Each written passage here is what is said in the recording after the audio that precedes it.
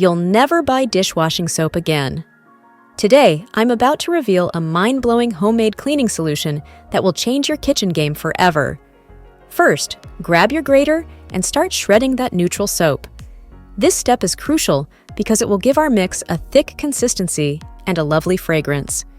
Once you're done, set the soap aside and take out a saucepan. We're about to make some magic happen. Pour your grated soap into the pan, and now it's time for the secret ingredient: 500 milliliters of lemon liquid detergent. This not only fights off bacteria, but also adds a refreshing fizz to our mix. Don't worry if you don't have lemon. Any detergent will work, but lemon is just the best. Next up, we're adding 500 milliliters of water mixed with lemon powder. The citric acid in lemon helps break down that grease like it's nothing. Mix it up and pour it into the pan with the soap.